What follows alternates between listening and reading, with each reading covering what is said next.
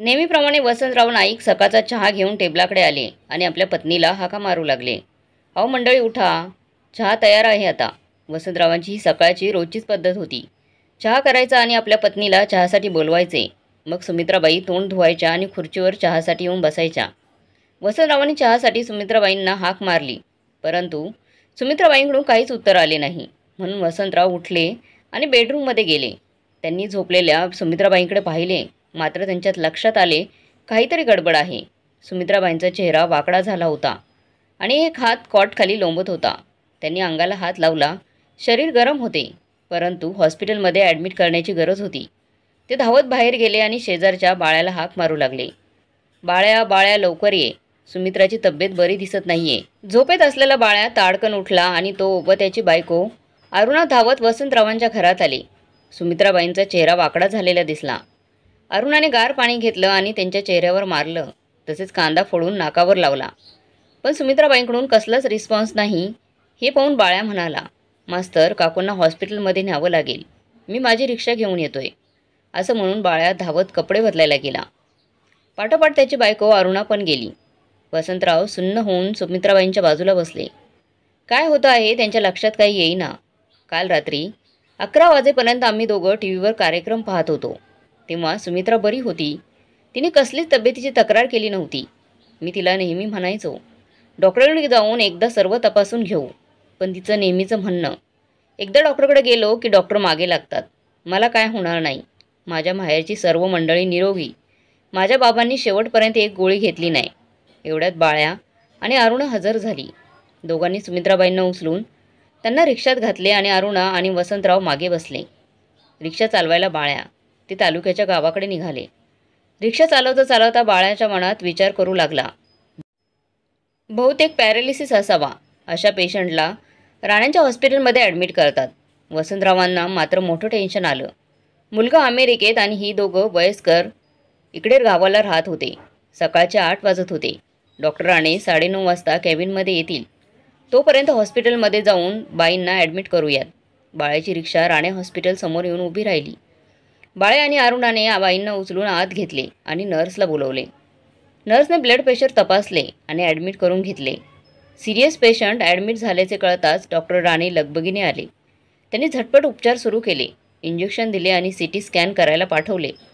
Report येताच डॉक्टरांनी वसंतरावांना सांगितले, मेंदूला थोडासा धक्का बसलाय, परंतु त्या वाचल्यात. ब्लड प्रेशर फार वाढले होते. आता यापुढे कसा काय रिस्पॉन्स देतात ते पाहूया, असं म्हणून डॉक्टरांनी औषधांची चिठ्ठी वसंतरावांच्या हातात दिली. वसंतराव सुन्न बसून होते. त्यांच्या डोळ्यासमोर घरचे चित्र आले. आपण दोघेच राहणारे. मुलगा उदय अमेरिकेत. तशाच 4 महिन्यापूर्वी त्याने मूळ पंजाबी पण अमेरिकेत लहानाची मोठी झालेल्या मुलीबरोबर लग्न केलेले. या लग्नाला त्याच्या आईचा कडवा विरोध होता. सुनेचा म्हणजेच रसिकाचा फोटो पण त्यांनी पाहिलेला नव्हता. उदयने लग्नासाठी येण्याचा खूप आग्रह केला. विमानाची तिकिटे पण पाठवलेली, पण त्याच्या आईने ठाम नकार कळविला. वसंतरावांच्या मनात आलं, आपल्या मधल्यामध्ये नाईलाज. आपल्या पत्नीसमोर काही चालत नाही. तिचा स्वभाव कोपिष्ट. रागाने घर डोक्यावर घेईन म्हणून आपणच गप्प बसावे लागते. तो राग मनात ठेवून ती असावी. त्यामुळे एवढे प्रेशर वाढले आणि हॉस्पिटलमध्ये आणावं लागलं तिला. आता डॉक्टर काय सांगतात ते पाहायचे. एवढ्यात अरुणा म्हणाली, गुरुजी उदय भाऊजींना कळवा तरी. बाळ्या पण म्हणाला, नाईक गुरुजी, मी उदयला फोन करू का? विचार मग्न नाईक गुरुजी बाळ्याच्या प्रश्नाने दचकले. नको इतक्यात. 2 दिवसांनी किती फरक दिसतोय बघूयात. आणि त्याला कळवून तरी काय उपयोग? तो 7 समुद्र पलीकडे. त्याला यायला किती वेळ लागेल माहीत नाही. आणि त्याच्या बायकोचं नाव घेतलं तर नाईकबाई घर डोक्यावर घेते. त्यापेक्षा बघूया वाट. बाळ्या गप्प बसला. अरुणा नाईकबाईंच्या शेजारी बसून होती. नर्स अधूनमधून येऊन सलाईन चेक करत होती. नवीन नवीन इंजेक्शन टोचत होती. रात्री वसंतरावांना घरी पोहोचवून बाळ्या परत आला. रात्री पेशंट शेजारी अरुणा आणि बाहेर पॅसेजमध्ये बाळ्या. दुसऱ्या दिवशी दुपारी नाईकबाई हात हलवू लागल्या. डॉक्टर तपासून जात होते. औषधे बदलून देत होते. तिसऱ्या दिवशी नाईकबाईंच्या तब्येतीत थोडी सुधारणा दिसू लागली. रात्री राऊंडला आल्यावर डॉक्टर म्हणाले, औषधांनी त्यांना एवढ्यावर आणले. आता पुढे फिजिओथेरपी करायला हवी. आपल्या भागात चांगले फिजिओथेरपिस्ट नाहीत. तेव्हा मोठ्या शहरात नेऊन निदान 3-4 महिने फिजिओथेरपी करावी लागेल. त्यानंतर माझ्या अंदाजाने त्या हिंडू फिरू लागतील. तोपर्यंत आपल्या हॉस्पिटलमधील नर्स थोडेफार फिजिओथेरपी उपचार करतील त्यांच्यावरती. डॉक्टरांचे म्हणणे वसंतराव, बाळ्या, अरुणा ऐकत होते. वसंतराव चिंताग्रस्त झाले. आता काय करायचं? मोठ्या शहरात कशी व्यवस्था करायची? बाळ्या म्हणाला, मी उदयला फोन करतो, त्याचं मत बघूया काय आहे ते. ताबडतोब बाळाने उदयला फोन लावला. त्याच्या आईच्या आजाराबद्दल सर्व सांगितले. उदयला धक्का बसला. त्याने वसंतरावांकडे फोन द्यायला सांगितला. बाबा, काय हे? 2 दिवसापासून आई हॉस्पिटलमध्ये आहे आणि आत्ता तुम्ही कळवताय? नाही रे बाबा, तुला कळवून तरी काय करायचं? तू एवढा लांब आणि एवढा लांबून तुला बोलवून काय उपयोग? आता तिची प्रगती आहे, पण फिजिओथेरपी करायला हवी. आपल्या भागात चांगला फिजिओथेरपी करणारा कोणी नाही, असं डॉक्टरांचं मत. पुण्या मुंबईत न्यायला सांगत आहेत. बघू काहीतरी. तुझ्या मामांना कळवितो, बघूया ते काय सोय करतात का काय. उदय उत्तरला, बाबा मी तुम्हाला 1 तासात फोन करतो, असं म्हणून उदयने फोन ठेवला. 1 तासानंतर उदयचा बाळ्याला फोन आला. बाळ्या, माझी पत्नी रसिका उत्तम फिजिओथेरपिस्ट आहे. अमेरिकेतील मेडिकल कॉलेजमधली डिग्री होल्डर आहे. ती येथील मोठ्या हॉस्पिटलमध्ये फिजिओथेरपिस्ट म्हणून काम करते. त्यांच्यातील आधुनिक तंत्र तिला माहिती आहेत, त्यामुळे माझ्यापेक्षा तिचाच तिथं जास्त उपयोग आहे. म्हणून ती उद्या भारतात यायला निघते आहे. परवा दुपारपर्यंत ती गोव्याला पोहोचेल आणि संध्याकाळी राणी हॉस्पिटलमध्ये. सध्या माझं एक प्रोजेक्टवर काम चालू आहे, त्याचा हेड मी आहे. त्यामुळे कमीत कमी 2 महिने मला रजा मिळणार नाही. पण रसिकाला मिळू शकेल. तेव्हा बाबांना सांग, काळजी करू नका. रसिका परवा संध्याकाळपर्यंत तिथे पोहोचेल. बाळाने उदयचे सर्व बोलणे वसंत मास्तरांच्या कानावर घातले. वसंत मास्तरांनी डोक्याला हात लावला. या सुमित्राला मी सांगितलं होतं, एकदा मुलं परदेशात गेली म्हणजे परके झाले समजा. ते आईवडिलांना विसरून जातात. आता हा आमचा मुलगा उदय आईच्या आजारपणात आपण स्वतः यायचं सोडून बायकोलाच पाठवत आहे. तिची भाषा पंजाबी आणि लहानपणापासून अमेरिकेत वाढलेली. तिला काय सुमित्राची अवस्था कळेल? त्यापेक्षा मी उदयच्या मामाला फोन करतो, त्याच्याकडे मुंबईत काय व्यवस्था होते ते बघूया. वसंतरावांनी आपल्या मेवण्याला मुंबईला फोन लावला आणि सुमित्राची सर्व परिस्थिती सांगितली. मेवण्याने आपली जागा खूप लहान आहे आणि सुनेचे बाळंतपण जवळ आल्याने काही सोय करता येणार नाही असं सांगितलं. वसंत मास्तर काळजीत पडले. त्यांनी आपला पुतण्या मोहन जो पुण्यात असतो त्याला विनंती केली. त्याने पण नन्नाचा पाडा लावला.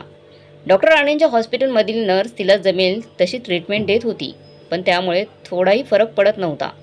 बुधवारी सायंकाळी 5 वाजता डॉक्टर राणेंच्या हॉस्पिटलमध्ये एक 27-28 वर्षांची उंच देखणी स्त्री प्रवेश करती झाली. आल्याला तिने सुमित्रा नाईक यांच्या रूमची चौकशी केली. नर्सने रूम दाखवताच ती त्या रूममध्ये आली. पेशंटबरोबर अरुणा बसली होती. समोरच्या कॉटवर बाळ्या आणि वसंतराव बसले होते. तिने आत येताच वसंतरावांच्या पायाला हात लावून नमस्कार केला. बाबा, मैं रसिका, आपकी बहू, उदय की पत्नी. वसंतराव बघतच राहिले. ही आपली सून एवढ्या लांबून आली. त्याच्या मनात आले, उदयच्या मनाने ही मुलगी खूपच उजवी आहे, उंच, गोरी, स्मार्ट. बाळ्याकडे पाहत ती म्हणाली, आप बाळाजी हे शायद. और ये अरुणा. बराबर है. बाळ्या धडपडत उठला. हो, मी बाळ्या आणि ही माझी बायको अरुणा. ठीक है, मैं अभी पेशंट को देखती हूँ.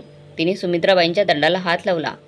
मग डोळे उघडून पाहिले, हात उचलून पाहिला, पाय उचलून पाहिला, मग बेड शेजारील चार्ट पाहिला. मग ती वसंतरावांकडे वळून म्हणाली, मैं डॉक्टर साहब से मिलके आती हूँ.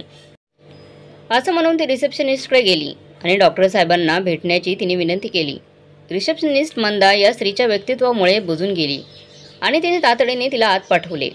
नमस्ते डॉक्टर, मैं रसिका नाइक, सुमित्रा नाम की औरत आपके हॉस्पिटल में एडमिट है. मैं उनकी बहू, अमेरिका से आई हूँ. डॉक्टर गड़बड़ी ने म्हणाले, बैठिए. कब आया है आप? मैं 5 मिनट पहले आई हूँ. उनकी तबीयत के बारे में पूछना चाहती हूँ.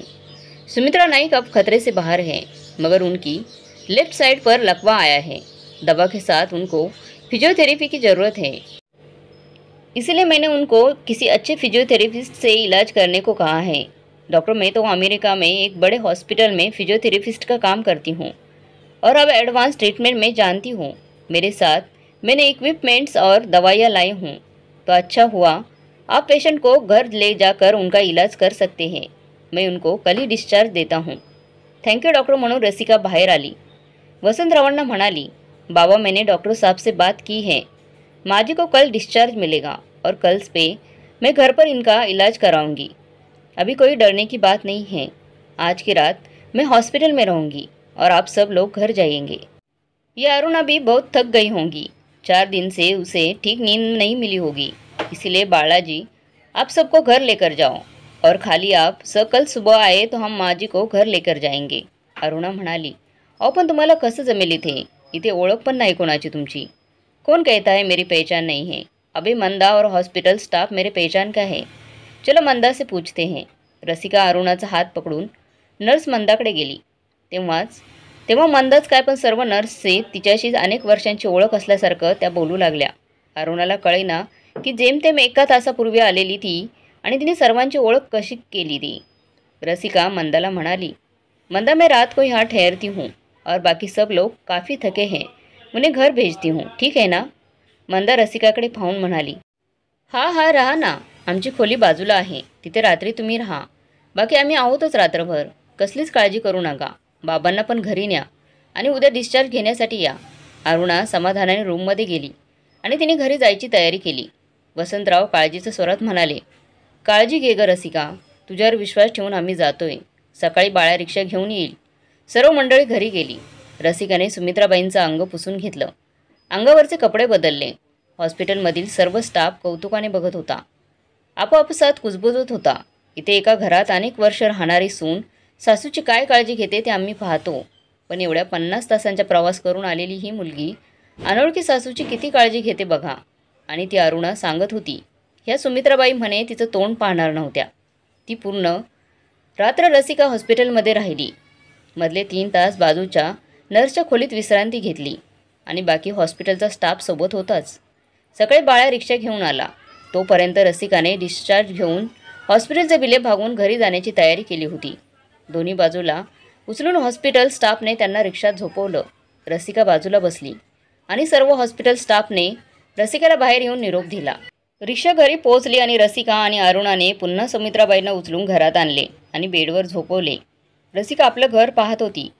भारतात ती 4-5 वेळा येऊन गेली होती, पण थेट विमानतळ आणि टॅक्सीने पंजाबमधील नातेवाईकांची हवेली, कोकणातील उतरत्या छपरांची जांभाळा, दगडांची घरं ती प्रथमच पाहत होती. रसिका पूर्ण घर फिरली. मागील दारची पाण्याने तुडुंब भरलेली विहीर तिने पाहिली. विहिरी पलीकडची नारळी पोफळीची झाडे तिला आवडून गेली. घराच्या दारातील तुळशी वृंदावन ती प्रथमच पाहत होती. देवासाठी स्वतंत्र खोली, स्वयंपाकघरात गॅससोबतच मातीची चूल तिला नवीन होती. अमेरिकेत भारतात भूगोल शिकवताना तिने हे सर्व वाचले होते. आत्ता प्रत्यक्षात ती पाहत होती. तिने आपली बॅग सासूबाईंच्या खोलीतच ठेवली, कारण रात्रंदिवस त्यांच्यावर व्यवस्थित लक्ष ठेवायला मिळेल म्हणून. तोपर्यंत अरुणने सर्वांसाठी चपाती भाजी आणली. रसिकाने बाबांना चपाती भाजी दिली आणि आपण खायला बसली. भाजीबरोबर चपातीचा एक तुकडा तोंडात टाकला. मात्र तिला हे खाणं फारच आवडलं. माहेरी पंजाबी जेवण जेवून जेवून त्याची सवय झाली होती, पण हे महाराष्ट्रीयन जेवण तिला खूपच आपलेसे वाटले. तिने ठरवलं अरुणाकडून हे जेवण शिकून घ्यायचे. शेवटी माझ्या नवऱ्याला सासू सासऱ्यांना हे जेवण आवडतं, त्यांच्या आवडीचे जेवण मला यायलाच हवं. मग तिने बेडवरील सुमित्राबाईंकडे मोर्चा वळवला. तिने अरुणाला बोलवले आणि फिजिओच्या नियमाप्रमाणे बेडची दिशा बदलून घेतली. पहिल्यांदा तिने पेशंटचा हात हातात घेतला आणि हाताचे व्यायाम सुरू केले. हे 15 मिनिटे केल्यानंतर डाव्या पायाचे व्यायाम सुरू झाले. मग हात आणि पायावर अमेरिकेवरून आणलेल्या रोलरने शेक दिले. मग चेहऱ्याचे व्यायाम, मग डोळ्याचा व्यायाम, असे अनेक व्यायाम सटासट सुरू झाले. 2 तासाचे व्यायाम सुरू होते आणि वसंतराव, बाळे आणि अरुणा आश्चर्याने बघत होती. या एवढ्याशा मुलीच्या अंगात किती ताकद आहे, असे वसंतराव मनातल्या मनात म्हणत होते. 2 तास व्यायामानंतर अमेरिकेतून आणलेले जेल अंगावर पसरवले आणि अरुणाच्या मदतीने गरम पाण्याची अंघोळ. सुमित्राबाईंना गाढ झोप लागली. त्याच्यानंतर शेक सुरू असताना सुमित्राबाईंनी हाय म्हटले असं वसंतरावांना वाटले. त्यांना खात्री वाटू लागली की या उपचाराने सुमित्रा खडखडीत बरी होणार. त्यांना या मुलीबद्दल ममत्व वाटू लागले. कुठेही अमेरिकेत जन्म घेतलेली मुलगी उदयला मित्रांच्या घरी भेटते काय, दोघे प्रेमात पडतात काय, लग्न करतात काय आणि लग्नानंतर फक्त 4 महिन्यानंतर उदयची आई अर्धांगाने आजारी पडली म्हणून अमेरिकेहून तातडीने येते काय, सारेच आश्चर्यकारक होतं. दुसऱ्या दिवशी रसिकाने सासूबाईंकडून व्यायाम करून घेतलेच, पण अरुणाला बोलावून ती मालवणी जेवण शिकू लागली. शिवाय यूट्यूबवर बरीच माहिती होतीच. दुसऱ्या दिवशी तिने कुळिथाची पिठी केली. वसंतरावांना ती फार आवडली. मग ती भाकरी थापायला शिकली, पुरणपोळी करायला शिकली. वसंतराव पण सुनीला मदत करत होते. नारळ कुसून देत होते, कांदे लसूण सोलून देत होते. उद्याचा रोज फोन येत होता. आईची तब्येत सुधारते आहे या बातमीने त्याला आनंद होत होता. आपण स्वतः न जाता रसिकाला पाठवायचे ठरवले आणि रसिका एका मिनिटात तयार झाली. त्याचे त्याला खूप बरं वाटत होतं. आता 2 महिन्यात प्रोजेक्ट संपला की आपण भारतात जाऊ आणि चांगले महिनाभर राहून आईची सेवा करू आणि येताना रसिकाला घेऊन अमेरिकेत येऊ अशी स्वप्ने तो पाहत होता. रसिकाच्या उपचाराने सुमित्रा डोळे उघडू पाहत होत्या. हाताची पायाची हालचाल करत होत्या. त्यांच्या डोक्यात सतत प्रश्न येत होता. आपल्या घरात वावरणारी ही स्त्री कोण हे त्यांना विचारायचे होते, पण बोलता येत नव्हते. रसिकाने आता त्यांच्या जिभेचे व्यायाम सुरू केले होते. त्यासाठी अमेरिकेतून एक कंपन पावणारे मशीन तिने आणले होते. त्यामुळे जीभ कंप पावत होती आणि तोंडात व्यवस्थित फिरत होती. रसिकाचा अंदाज होता साधारण 1.5 महिन्यात सासूबाई व्यवस्थित बोलू लागतील, चालू लागतील. तोपर्यंत न थकता हे व्यायाम व्हायला हवेत. दरम्यान चीनमध्ये एका व्हायरसने धुमाकूळ घालायला सुरुवात केली होती. लाखो लोक ह्या व्हायरसने आजारी पडले. अनेक जण मेलेसुद्धा. हळूहळू हा विषाणू जगभर पोचला. अमेरिकेमध्ये सुद्धा अनेक लोकांना बाधा झाली. हा विषाणू भारतात पण आला. त्यामुळे बाजारपेठा बंद करण्यात आल्या. भारत सरकारने पण देश बंद करण्याची घोषणा केली. विमानसेवा, रेल्वे सेवा बंद झाल्या. उद्या अमेरिकेत आणि रसिका भारतात अशी परिस्थिती झाली होती तेव्हा. विमानसेवा बंद होण्याच्या मार्गावर असताना उदय रसिकाला सांगत होता, भारतातून लवकर निघ, नाहीतर तू तिथेच अडकशील. रसिकाने उत्तर दिले, सासूबाईंना पूर्ण बरे व्हायला किमान 2 महिने लागतील. तोपर्यंत मी भारत सोडू शकत नाही. भारतातही मोठ्यापासून छोट्यापर्यंत कारखाने, व्यवसाय बंद झाले. जिकडे तिकडे शुकशुकाट पसरला होता. हातावर पोट असलेल्या माणसांचे खूप हाल झाले होते. रसिकाच्या लक्षात आले, आपल्या गावातील तरुण तरुणी सध्या घरीच असतात. बारीक सारीक काम करणारे, मोलमजुरी करणारे, गवंडी काम करणारे काम नसल्याने घरी आहेत. सरकारने थोडेफार धान्य दिले तरी इतर व्यवहारांसाठी पैसे कोण देणार. रसिकाला वाटले आपण या मंडळींसाठी काहीतरी करायला हवं. तिने वसंतरावांना विचारले, अपने घर की कुछ जमीन वगैरह है क्या, जहाँ कुछ पेड़ लगा सकते हैं. वसंतराव म्हणाले, आमची 15 एकर जमीन आहे, पण ती डोंगराळ आहे. त्या भागात पाणी फारसे मिळत नाही. तो भाग सपाट करून घेतला पाहिजे. खूप खर्च येईल आणि खूप मेहनत करायला लागेल. सायंकाळी रसिका उद्याशी फोनवर बोलली, आपण ती जमीन लागवडीखाली आणूया. खूप खर्च येईल. तुझं मत काय आहे. उदय म्हणाला, तू बघून तर ये. आईबाबांची इच्छा पण आहे त्या जमिनीवर काही लागवड व्हावी, पण त्यांना ते शक्य झाले नाही. नाहीतरी या लॉकडाऊनमुळे तू तिथेच आहेस. पैशांची काळजी नाही, पण कितपत जमेल ते पहा. दुसऱ्या दिवशी रसिकाने बाळ्या आणि अरुणाला बोलवले. तिने तिची कल्पना त्यांना सांगितली. 15 एकर जमिनीची पाहणी करूया. सायंकाळी सर्वांनी जागा पाहिली. त्यावर खूप रानटी झाडे होती. जमीन डोंगर उतरणीवर होते. मोठमोठे खडक होते. जवळपास पाणी कुठेच नव्हते. प्लॉटवर जायला व्यवस्थित जागा नव्हती. बाळा रसिकाला म्हणाला, भाभी, इथे आंबे लावणे कठीण आहे, कारण पाणी जवळपास नाही. पण डोंगर उताराला काजू कलमे लावता येईल. त्याला फारसे पाणी लागत नाही. तसेच साग आणि बांबूची लागवड करता येईल. अर्थात खर्च खूप येणार. सायंकाळी रसिकाने उदयाच्या कानावर हे घातले, आपल्याला एकट्याला एवढी मेहनत आणि लक्ष देणे जमणार नाही. पण यातील 5 एकर जमीन बाळ्या आणि अरुणाला देऊ. नाहीतरी तुला ते भावासारखेच आहेत. सर्व खर्च आपण करू, पण बाळ्या सर्व काम करून घेईल. हे उदयला आवडलं. तसेच वसंतरावांना पण खूप आवडले. बाळ्या आणि अरुणाला मग आणखीनच उत्साह आला. नाहीतरी त्यांच्याकडे काहीच जमीन नव्हती. लॉकडाऊनमुळे बरेच कामगार घरीच होते. त्यांना पण रोजगार मिळावा आणि आपले कामही व्हावेत हा हेतू होता. बाळ्याने 2 JCB मागवले आणि 15 दिवस प्लॉटभर फिरवून जमीन साफ करून घेतली. तोपर्यंत पाऊस जवळ आला होता.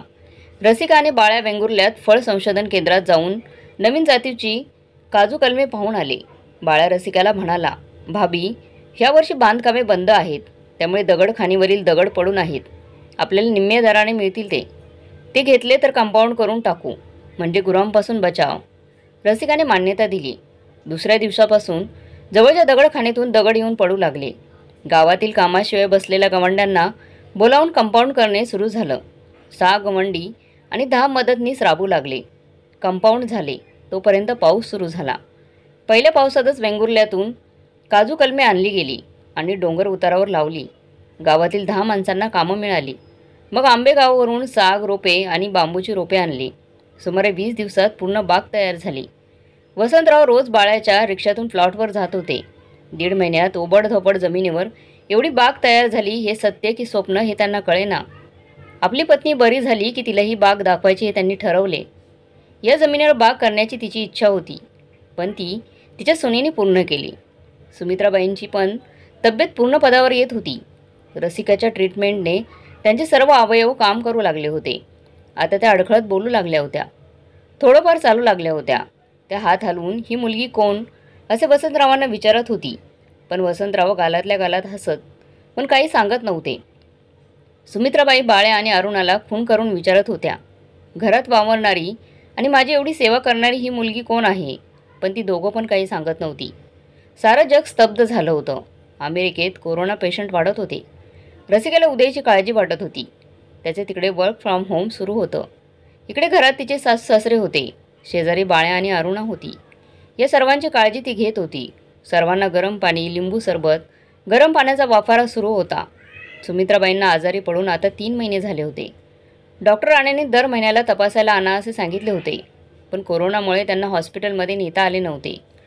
आता सुमित्राबाई थोडेफार चालतात, थोडेफार बोलतात, तेव्हा आता डॉक्टरांना दाखवावे असे रसिकाने ठरवले. तिने डॉक्टर राणे यांना फोन केला आणि पेशंटला केव्हा त्यांच्या हॉस्पिटलमध्ये आणू असं विचारले. डॉक्टर राणे म्हणाले, कोरोनामुळे त्यांना इथे आणणे धोक्याचे आहे. त्याऐवजी मी स्वतः तुमच्या घरी येत्या रविवारी येतो आणि पेशंटला पाहतो आणि तुमच्या हातचा चहा पाणी पितो. अशा रीतीने डॉक्टर राणे रविवारी वसंतरावांच्या घरी आले. पेशंटची तब्येत पाहून खुश झाले. त्यांना चालताना थोडे थोडे बोलताना पाहून त्यांना आनंद झाला. डॉक्टर सुमित्राबाईंना म्हणाले, सुमित्राबाई तुम्ही बऱ्या झाल्यात, कोणामुळे माहीत आहे का? माझ्यामुळे नाही तर या तुमच्या सुनेमुळे. ही तुमची सून अमेरिकेहून धावून आली आणि ती स्वतः फिजिओथेरपिस्ट असल्यामुळे तिने तुमच्यावर उपचार केले, नाहीतर तुम्हाला मुंबईला किंवा पुण्याला न्यावे लागले असते. सुमित्राबाई तोंड उघडे ठेवून ऐकत होत्या. ही घरात वावरणारी, आपल्यावर उपचार करणारी, प्रेमाने वागणारी ही आपली सून, उदयची बायको. मग उदय कुठे आहे? या सुनेचे मी तोंड पाहणार नाही असे बोलले होते, म्हणून देवाने मला शिक्षा दिली होती की काय? पण या शिक्षेतून या मुलीनेच मला बाहेर काढलं. म्हणूनच मी यांना, बाळाला, अरुणाला विचारत होते की ही मुलगी कोण आहे. सगळे गालातल्या गालात हसत होते आणि काही सांगत नव्हते. सुमित्राबाईंनी खुनेने रसिकाला जवळ बोलवले. तिच्या केसावरून हात फिरवताना त्यांना रडू आले. किती गोड माझी पोर. अशी मुलगी लाखात एक शोधूनही सापडणार नाही. असेल पंजाबी की आणखी कोण, पण मालवणी जेवण पण सर्व करते आणि केवढी मोठी बाग तिने तयार केली. सुमित्राबाईंच्या डोळ्यातून अश्रुधारा वाहत होत्या आणि अमेरिकेतून आलेल्या त्यांची सुनबाई ती पुसत होती. हे दुर्मिळ दृश्य डॉक्टर राणे, वसंतराव आणि बाळ्या अरुणा पाहत होते. या सर्वांना पण घैवरून आले. डॉक्टर पण घैवरले होते, पण आपला घसा खाकरून ते म्हणाले, रसिकाचे आप. डॉक्टरांनी हिंदीत बोलायला सुरुवात करताच रसिका म्हणाली, डॉक्टर मराठीत बोललं तरी चालेल, मला आता मराठी येते. डॉक्टर म्हणाले, रसिकाचे तुम्ही मराठी शिकला नसता तर मला आश्चर्य वाटले असते. 3 महिन्यापूर्वी तुम्ही अमेरिकेतून 2 दिवसात इथे पोहोचलात आणि लगेचच सासूबाईंवर उपचार सुरू केलेत. ते माझ्या स्टाफने मला सांगितले. तेव्हाच मी ओळखले होते, हे पाणी काही वेगळेच आहे. एकदा परदेशी गेलेला तरुण आपल्या आईवडिलांना विसरतात, त्यांना वृद्धाश्रमात ठेवतात, हे कॉमन झालं आहे. या विषयावर अनेक कथा, कविता, नाटके आली. काही ठिकाणी परदेशी गेलेल्या मुलामुलींच्या पालकांची मंडळी स्थापन झाली आहेत. परंतु यातील काही मुलं आपल्या आईवडिलांची व्यवस्थित काळजी घेतात. एवढंच नव्हे तर शिक्षण किंवा पुरेसे पैसे जमले की परत आपल्या देशात येतात आणि आपल्या आईवडिलांना जपतात. यावर कुणी कथा, कविता किंवा नाटके किंवा आताचे व्हॉट्सअप, फेसबुक ब्लॉक करत नाहीत. रसिका, तुझे उदाहरण म्हणजे अशा परदेशी गेलेल्या पण परत भारतात येऊन स्थायिक झालेल्या आणि म्हाताऱ्या आईवडिलांची काळजी घेणाऱ्या मुलामुलींसाठी आदर्श आहे. मी आजच सुमित्राबाईंचे आजारपण आणि त्यांच्या सुनेने अमेरिकेहून येऊन केलेले उपचार यावर लेख लिहिणार आहे. मुंबईतील इंग्रजी, मराठी तसेच अम्मा डॉक्टर्स असोसिएशनच्या सेमिनारमध्ये मी पाठवणार आहे. रसिकासह सर्वजण सद्गदित झाले होते. रसिका आपले कौतुक ऐकून संकोचून गेली होती. सुमित्राबाई वारंवार रसिकाच्या केसावर हात फिरवत होती. वसंतराव, बाळ्या, अरुणा आणि सर्वजण डोळे पुसत होते. डॉक्टर्स पुढे म्हणाले, रसिका, सध्या जगात कोरोनाने धुमाकूळ घातला आहे. त्यामुळे तुझा नवरा तिकडे आणि तू इकडे अशी परिस्थिती झाली आहे. पण हा कोरोना लवकरच संपेल आणि विमान सेवा सुरू होईल. त्यावेळी तू तुझ्या नवऱ्याकडे परदेशी जाशील.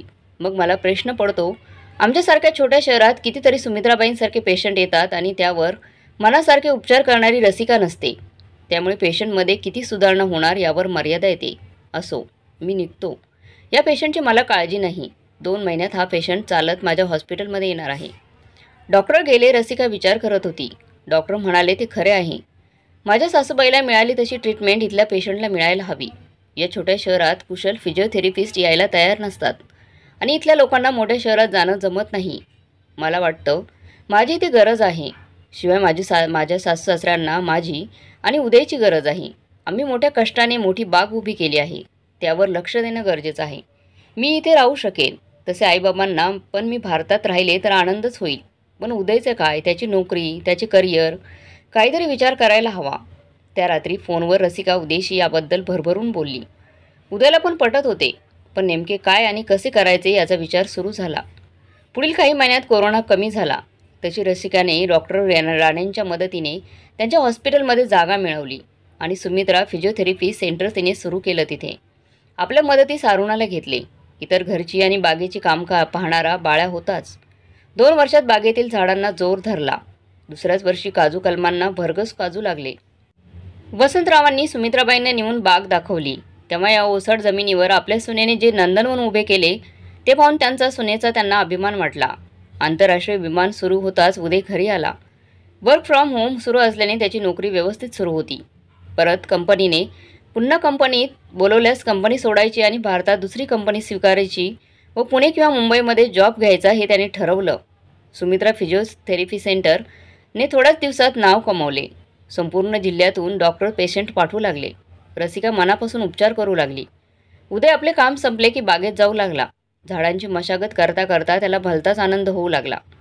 वसंतराव नाईक गुरुजी आणि सुमित्राबाई लवकरच आजी आजोबा होणार असल्याची बातमी आली आणि नाईक कुटुंब आनंदात बुडाले.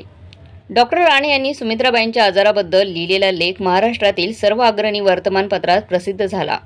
डॉक्टर सोयनियरमध्ये प्रसिद्ध झाल्यामुळे भारतभर गाजला. हा लेख वाचून आणि त्यावरील चर्चा ऐकून परदेशी नोकरीनिमित्त गेलेल्या मुलांच्या आईबाबांच्या आशा पल्लवित झाल्या.